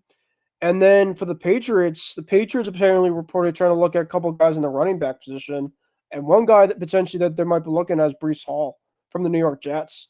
I don't know if the Jets would trade via in division. I think that'd be really tough, but that would be a guy specifically that you could definitely bring in. I think he would help a lot too. So, who are some guys? I mean, I know you obviously mentioned Trey Hendrickson. He could be one of the most coveted names potentially out there if the Bengals decide to go fire sale. What are your kind of some overall takeaways at least so far with this trade deadline potentially in a couple weeks here? I think it's gonna be a lot of action. I think it's going to be very crazy. I think you're going to have because there's a lot of we know who's going to be the sellers, right? It's going to be the Titans, it's going to be the Jets. I feel like the Giants are kind of 50-50, they're kind of on the edge. Yeah, they're on the fence there. I could see Arizona selling maybe. I could see, they're kind of on the edge as well, but the Browns. Yeah, the Browns definitely. I think you're gonna see a lot of moves just because you have a lot of teams that are right now in the race right now for the playoffs. And I think you're gonna see a lot of big names get traded actually. In the NFL draft on the NFL trade deadline, I feel like the last few years you've seen a lot more big names than not that's gotten traded recently. So I think you're gonna see a lot of action and a lot of big stars not a lot of big stars specifically, but a lot of names that get traded at the deadline. Yeah. In terms of some candidates, Trey Hendrickson, obviously, if you're a team like the Niners that need pass rush, you should be rooting for the Bengals to lose because the Bengals are a team right now that, let's face it, they're not going anywhere. They're 2-4 right now. Are they 2-4 or 2-5? They're 2-4. Okay, so they've lost 4 straight ever since Joe Burrow got hurt. They are a team that is just atrocious on defense. They can't stop anybody. They can't get after the quarterback. They suck. They just haven't also been putting up points on offense recently as well. So they're not going anywhere, and so they need to lose. And I think that once the Bengals lose this upcoming game to the Steelers, I think if they lose another game, I think they'll start realizing, okay, yeah, we're 2-6. There's no way that even Joe Burrow, who's super great, he's not going to be able to save us from a 2-6 start. So they're going to start selling, I think, with Hendrickson. I mean, you have to get something back for him because he's only on a 1-year deal. You don't want to let him just walk straight up out the door after the season. So I think they're going to trade him. And then I think, like you said, Breece Hall, with the Jets. Quinnen Williams is a name that I'm keeping an eye on because if you're willing to deal him, that's going to change a lot of stuff. And I think that you also have names out there like Juwan Jennings, from the Niners, a player that, a lot of people did not expect to be traded before the season that could get traded because he just seems like he's fallen out of favor there in San Francisco. Ben, I'm going to be honest. I think this guy's going to get traded, and it might be a shock to everybody because there's just a lot of smoke right now. A.J. Brown. There's a lot of smoke, and I know it's been floating around for years that he's unhappy in Philly and his role and stuff like that. But now more than ever, it just seems like that like that he's just so frustrated. They already won a Super Bowl. So they could just be like, look, we won our Super Bowl. We already accomplished what we needed to accomplish. Let's get this cancer out of the locker room and let's have a locker room that's not divided and not as toxic as it's been. So I could really see him being traded. And look, if he gets traded, they're going to trade him to an AFC team, right? They're going to trade him to an AFC team. It's not going to be like, it's not going to be an NFC team. I could see New England being one of them. I really could. And you guys Stephon Diggs has been great, but I think you need to be that number one star wide receiver. And if like what we're projecting where the Patriots could make a run for that division, I mean, I could see New England being aggressive, Mike Vrabel, Elliott Wolf being aggressive and making a move for A.J. Brown. I really could see it, dude. I really could see it. No, that would be crazy. And the thing is, too, is A.J. Brown has already that connection with Vrabel from Tennessee days.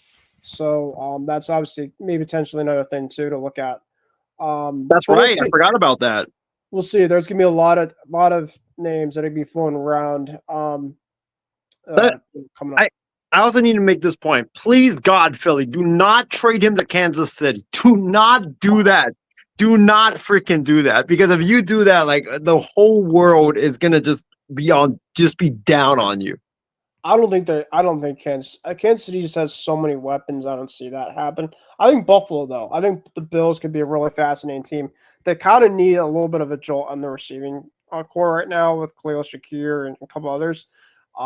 If they really want to try to get a Super Bowl, they need to get somebody else. I think they're at their wideout game right now, but we'll see. We'll see.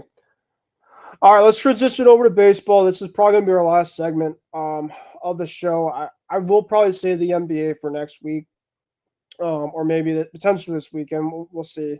But I do want to talk about some baseball here with you, Isaiah. And obviously, the American League DS and the NLDS, of course, is over. Now you have the ALCS and the NLCS.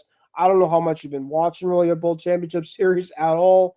How intriguing they've basically been. So, there's a lot of people that have liked it, not liked it. It's just been very, very different this year with a lot of the matchups that we're seeing. So obviously, if you guys want to know the overall matchups, the ALCS currently is the Toronto Blue Jays against the Seattle Mariners.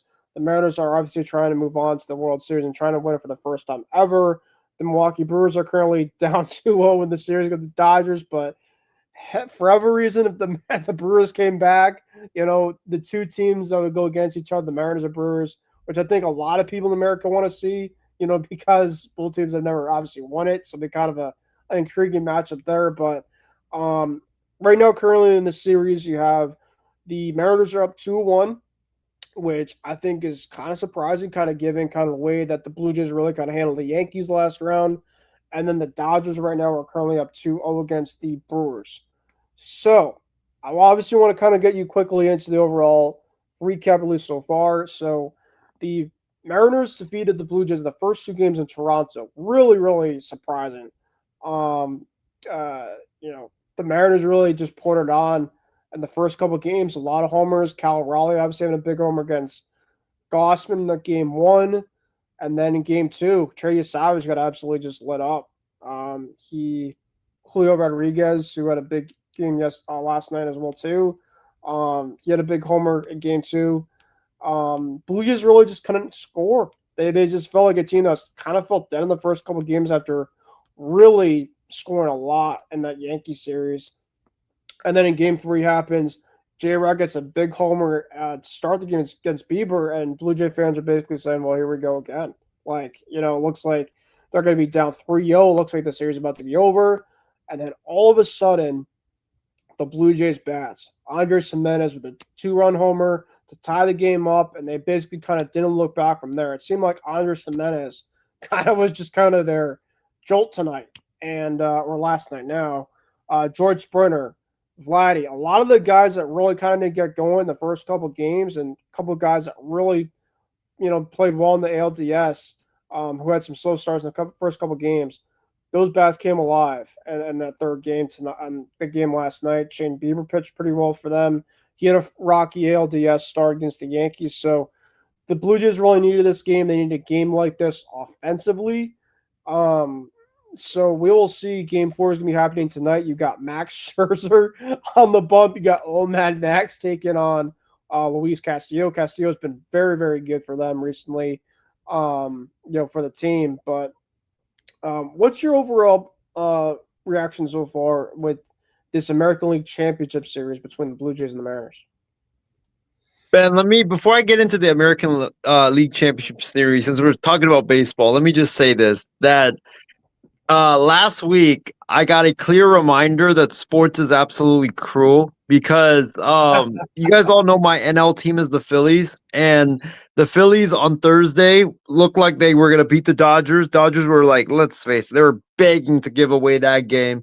And then you have Orion Kirkering literally make one of the dumbest decisions in postseason history by throwing the ball home when all he just needed to do was throw to first, and it ended the Phillies season right there. You think that was bad? I basically went to the Shark Tank to avoid that, or I was like, you know what? I'm not gonna look at my phone. I don't need to look at that nonsense after what that was.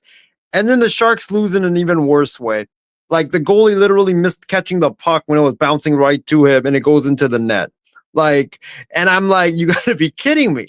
And I don't know if you like, I don't want to tie hockey into this, but like, and then you lose by, you're on a 2-on-2.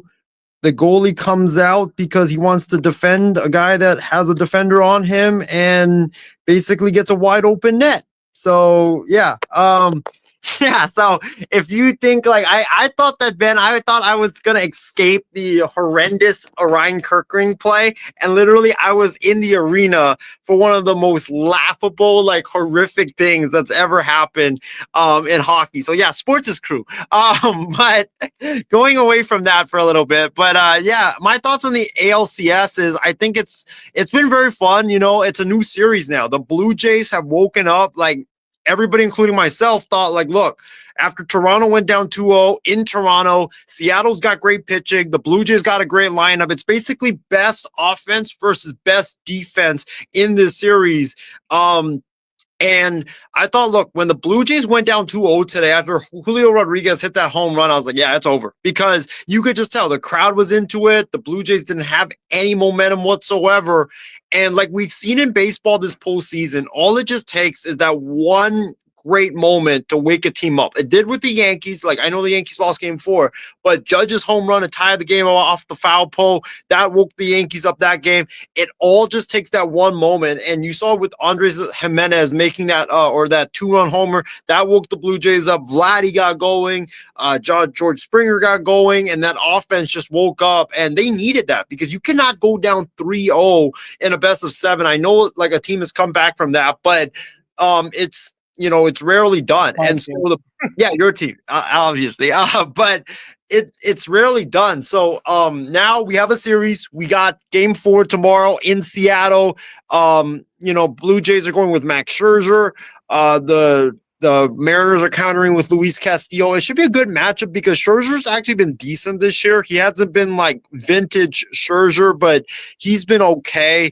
Castillo is a dominant pitcher, so I'm interested to see how the Blue Jays bats. Are they able to translate to that?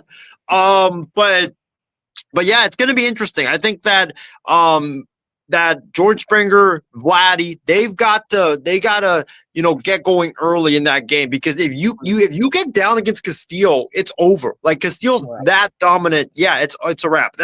Castillo's that dominant of a pitcher where you cannot go down early against him.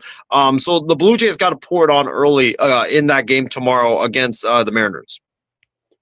Yeah, and I mean the Jays obviously won this game. This was kind of a game that they kind of had to win to kind of get themselves back in the series, but it's just one win. And now if you're a Blue Jay fan out there, like this is the swing game basically to decide this season. I mean, granted, teams have been able to kind of come back from 3-1. It's happened before. It's not great kind of when you kind of look at it. So if the Mariners win tomorrow night, obviously despite their loss from last night, they still got to feel pretty good. They would just need one win, you know, in the next couple games to move on to the World Series for the first time in forever for them. But if you're the Blue Jays, I mean, the Blue Jays obviously, like you said, against Castillo, they got to make another statement. You know, the Mariners really made the statement in Toronto for their first 2 games, and I think that kind of shook up the Mariners. I mean, I'm sorry, the Blue Jays fans in Toronto. But if the Jays could respond like that, and they not only win Game 3, but they make a statement in Game 4, I say it's going to be the best 2 out of 3. And you talk about a classic down the stretch type of ALCS that we might be having here. Right, yeah, it's gonna be like, I mean, this series, like I said, it's best offense versus best defense with the Mariners pitching staff. I think also like what's kind of been hidden is Eugenio Suarez. Like this guy was one of the best or top players acquired at the deadline. He was supposed to be that star for the Mariners, but he has been very disappointing so far. He wasn't great with the Mariners in the regular season. You thought, look, he can translate it over to the postseason. That hasn't happened, sadly. He needs to get going because if he gets going, I think their lineup is in a different place than it is right now. Like Cal Raleigh's been amazing for them. Julio Rodriguez had that home run. Jorge Polanco has been a surprise for the Mariners this season. But I think if they can get Eugenio Suarez going, oh my God, that takes their lineup up another gear. Yeah, I mean Naylor's obviously been giving him a little bit of boost as well too. And Radio Rosarena. I mean, Radio Rosarena, if you remember from a couple of years ago, he was a postseason legend. It doesn't take much for him to get hot. He had a homer tonight, and granted, yeah, it was in a 12-2 type of game. But heck, if that kind of gets him going, I mean, the Mariners lineup could be really, really deep and could be kind of overblown this pitching staff because the Blue Jays, one of their Blue Jays' weaknesses is their bullpen. Their bullpen is just not great. You can basically kind of get to that bullpen early on and often. You said that Scherzer hasn't been bad this year, but he's had a lot of just games where he just has not had it early on. So if you can kind of attack him right away, I think the Mariners are going to be feeling pretty good. Now, before we quickly get into the NLCS, I want to kind of get your overall predictions for the remainder of this series. For me, I still have the Mariners winning this in 6. I think that the Mariners are going to win tomorrow. The Jays will counter and win the next one, but then the Mariners will win in the 6th game. I got Blue Jays in 7, actually. I think the Blue Jays become one of the very first teams in a while to come back from 3-1. I think the Mariners win tomorrow because I think that pitching matchup's kind of lopsided in the Mariners' favor. But I think that Game 5 is going to be the one because isn't Game 5 in Toronto or is it back in Seattle? It's in Seattle. So that's what changes it because Game 5 is in Seattle. If the Blue Jays win Seattle. So that's why I feel pretty good about this. Right. If the Blue Jays win that game, I could see that changing because going back to Toronto, Rockets environment, Rockets crowd, and you're like, you're down 3-2, but still, like you're gonna be at home. I feel like with the better pitchers, I think it's gonna go 7, and I think the Blue Jays win because they're at home and in that crowd. The bats get going. I think this is a sign to come with the bats getting going tonight. All right, so we go from that potential classic of a series to this NLCS between the Brewers and the Dodgers. Now, the Brewers have had a really fun story this year. They've been a very, very good team. Pat Murphy's obviously been a very good manager for them. They've had a lot of good pieces. I mean, Churio and Yelich and a lot of guys. But I think we're seeing in this series so far. I mean, the Brewers, they had an opportunity at their hands in the first game where Bryce Terrain obviously had a pitch that could have hit him. It didn't hit him, and then Bryce Terrain strikes on the next pitch after Dodgers won the first game. I mean, you just knew that the Brewers had to win at least one of those games because you wanted to kind of have a really good series. But not only the Dodgers won the second game, but behind Yamamoto pitching a complete game, he was just insanely good. I mean, this is obviously why you go and get paid big bucks for guys like that.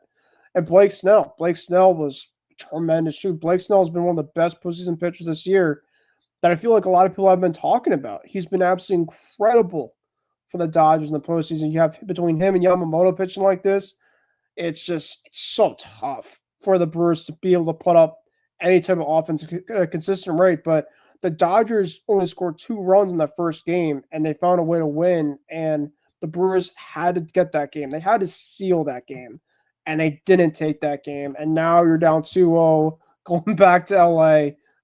I think this series is over. I really do. I don't see a scenario right now that tells me that. I mean, okay, if the Brewers were losing these type of games, but they were playing hard, they're playing tough, they're like, okay, like it came down a couple things that kind of turned it around. I mean, yeah, maybe in game one, but they only scored one run anyway in that first game. The Dodgers are just they're playing like the better team. I think I'm gonna go Dodgers in 5. I do think that the Brewers might win at least like game 4. It's gonna be kind of like a gentleman's sweep. You kind of look at it.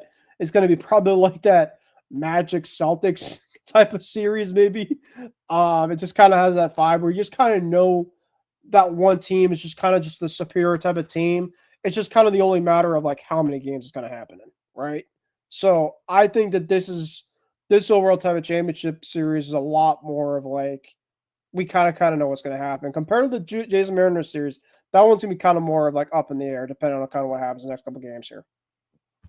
Yeah, I agree. The series is over. The Dodgers to the Brewers are basically what the Chiefs are to the Ravens and the Bills, where they just cannot get over them. It doesn't matter how great the Dodgers are or how great the Chiefs are or how bad they are playing coming into it. They just cannot get past them for some reason. And I just think like with the Dodgers, like it's tough because you lost the Yamamoto and Snell starts at home, and now you could what's your saving grace in game 3? You got to go up against Ohtani in game 3 throwing 100. They have guys that they go to glass now. They can go to Ohtani. They can probably go back to Snell if they really had to. They just have so many guys that they can just counterpunch with. And another thing too is like I know a lot of people criticize this manager. I mean, deservedly so, but Dave Roberts has been pretty good for them this year in the playoffs too. So not only you're getting really good management out of Dave Roberts, which is very unlikely for him in the postseason, and you're getting really good pitch in the top 2. The Brewers can do all honestly they want at this point. I still don't even think it's enough against a team like this. Yeah, they don't have the offense, I feel like. I mean, I think the Brewers, like, you have to win at least the game in Milwaukee. You didn't do that. Now you're going back to LA down 2-0. And I just think, look, I think they're going to win a game. I agree with you. I think they're going to probably win that Glasnow start because Glasnow's been very inconsistent this entire year. But then game 5, you got to go back to play against, you play in LA, like Snell, who's been terrific at home. And like, I just don't see how you're going to overcome that. I mean, I could be wrong because look, I thought the Phillies were done after game 3. I thought they were going to get swept because you were going to going to LA to face Yamamoto. Like, that's good luck with that. But yeah, the Brewers, they just don't have the offense right now. Everybody's cold on their team. Like, I know they're making really good plays in the outfield, but like everybody's just so cold. Everybody just can't hit right now. And they're running into what the Phils ran into this postseason. Yeah, I was gonna say the word I thought you were about to say. They're running into a buzzsaw. That's essentially what they're running into. They're running into the much better, superior type of team. And I thought that the Brewers would be able to compete in this series. I wish they'd be able to at least take one of those games in Milwaukee to at least kind of make it a series of like, okay, like maybe we're into something where it could be kind of something there. The fact that they didn't take that first game where the Dodgers only scored 2 runs and they basically had it right there for the taking. You those are type of games where against a team like that, if you can't take a game like that, then you're toast because the Dodgers are there. It's kind of like when when you're out at like the park or whatever, and you kind of get like a free type of ride, like amusement park essentially. You get like a free type of ride, that you really like to go on, and for a fact that it's always closed, but like that one time it's open, and you try to find a way to get on that ride, and it's like you just missed it. Like it's just one of those things in sports. Like you miss that type of opportunity against a team like that you probably just can't get back. Like you said, the Brewers, they were undefeated against the Dodgers in the regular season, so I mean, obviously that there is experience where they can beat that team, but I think it's just kind of coming to show where you've got to score offensively, and they just have not scored at the level what the Dodgers have been doing.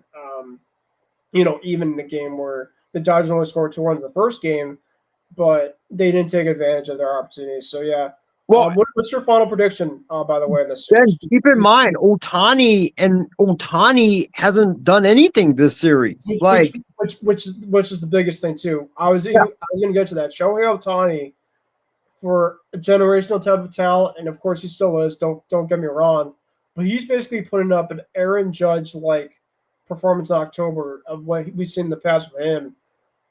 It's been some of his at bats have been just completely overmatched from him. He just kind of looks like he's very in between. But the thing is, like, they just have so many other guys. If Otani could just start to kind of come around, because you just know of a guy like that, I mean, forget it. You just forget it because yeah, it's it over. doesn't take him much. I think I was listening to Brian Anderson on the call yesterday and talking about his struggle. It's almost like Steph Curry from three. Like he's going to keep on, taking those shots, and you just know for a fact it's the matter of he's going to get hot eventually. And when it gets like that, I mean, he could just go on a long, long streak. And you just know that a guy like Otani. I mean, I think Otani, granted the Dodgers will probably move on to the World Series. I mean, Otani will probably be a big moment on offense. I mean, it's not surprising for a guy like that. You look at Judge, right? Judge obviously had a postseasons for countless years offensively. He had one of the best off seasons in the postseason this year, with arguably one of the biggest bats that he had coming back down 6-3. If that didn't happen, more likely than not, the Yankees are getting swept. So, I mean, Otani definitely, if he can get going even more, it's just more of an uphill battle that the Brewers are already facing already, if they haven't already. No, I agree. And I think, like, also Freeman, like, I know Freeman had that home run, but coming into that game in game one, Freeman was also dismal this postseason as well. So, like, the Dodgers are basically like their stars have been quiet and they're already dominating. Like, to just wait till their stars heat up. Like, it's going to be over for whoever they play in the World Series. But I also wanted to add this about the whole the Dodgers Brewers point. It's like, I felt like it, like I said, with the whole, when I compared it to Chiefs versus Bills or Ravens, where the Bills and the Ravens would always beat the Chiefs in the regular season, but come postseason time, it was just like, yeah, we're not, like, we can't get over the hump. And I feel like that's the same thing with the Brewers, where the Brewers can beat the Dodgers in the regular season, but it's like come postseason time, they just look like they see a ghost whenever they encounter the Dodgers. Like anybody else, whether it's against the Cubs, whether it's against someone else, they're great against. But against the Dodgers in the playoffs, it just feels like that they become a whole different team where they just don't seem to be themselves come postseason time. I don't know why that's the reason. It's kind of like, I mean, the Red Sox, against the Yankees, for the last couple. I mean, it wouldn't happen this year, but most of the time, like, there'd be a lot of years that the Yankees would be really good against us the regular season, but then if we play in the postseason, they'd look like they'd be seeing ghosts against us. Like, we just completely just dominate them. But we dominated them a lot in the regular season this year, and they beat us in the postseason. So that's why it's just such a weird, like, you never know, right? But yeah, we'll see what happens for the remainder of those two series.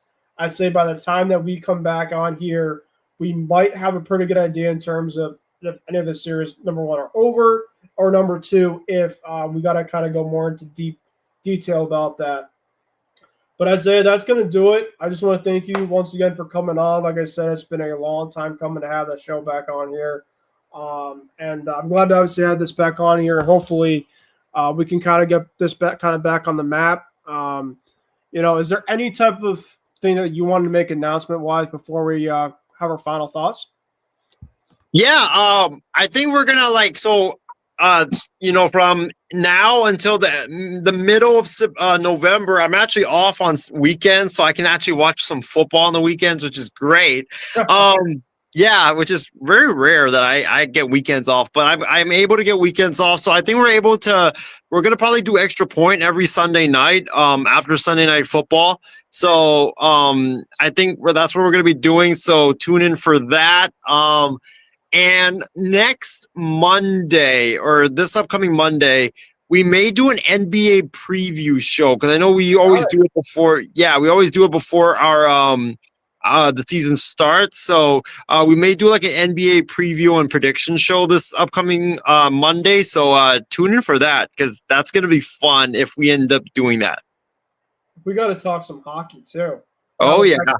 Now the fact that you're now into hockey, I think makes it like we might have to have like our own back show and stuff going, talking Sharks for you, talking Bruins for me, and talking around the stuff around the ice. So, Your team's actually winning too, which is great. Yeah, I'm gonna keep my optimistic, at least for the time being, because I don't know how much longer that'll last. But, Hey, you don't want to be in my shoes, Ben. My team is just like when the season started, we lost back to back games where we had the lead, and then we lost it like in literally the final seconds of the third period. And then yesterday, like, I mean, shout out to the Carolina Hurricanes. They're going to be playing for probably the Eastern Conference crown this season. Like, they just absolutely blitzed us. And yeah, I don't know. I mean, like, our coach sucks. He is like literally changing up the lines every time when we're scoring 6 to 7 goals a game. So yeah, it's going to be a long season. But hey, Gavin McKenna to San Jose though, maybe. Well, we'll see. But yeah, that'll do it for Kicking with Kruse. Like I said, before coming to the show, make sure to like and comment on all of our great stuff. I did obviously see some comments from our good friend Shardul. It looked like he wanted to come on the show. We will definitely try to have him come on for potentially next show. Definitely maybe for the NBA special show on Monday. We'll see.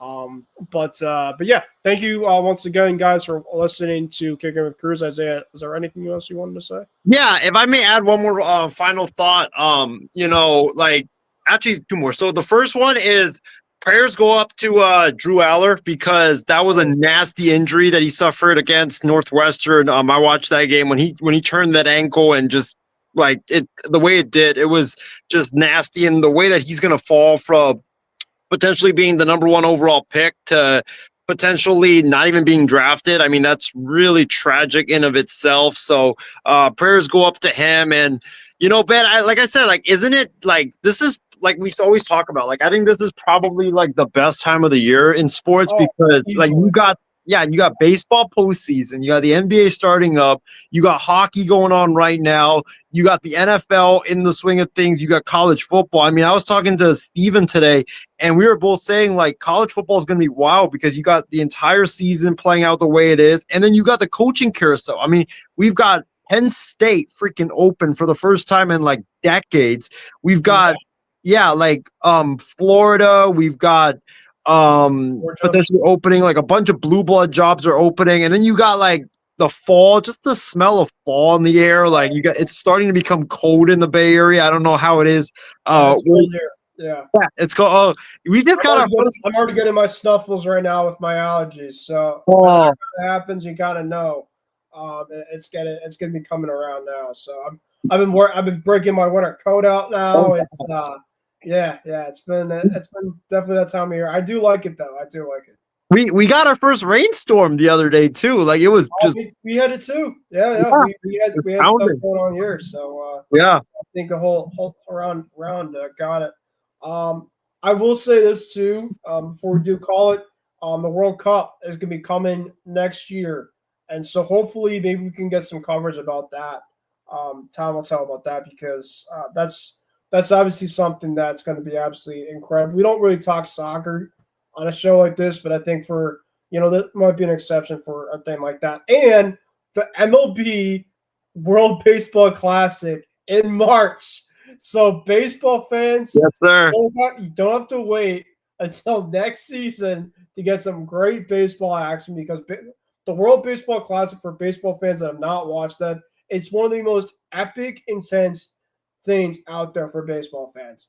Actually, it's around my birthday in March, and I might consider, because it's around my birthday, maybe going down to the World Baseball Classic for my birthday. Like, just in terms of just potentially for that. I'm not sure yet. I'm going to take a look at things and stuff. They have a couple games in Miami. They have a couple games down in Houston. And I know, obviously, I would only go to see US play, but it's going to be epic. It's going to be epic. Is there any in Arizona this year? Because I know that's where spring training is, right? And I think before they've had games at Chase Field.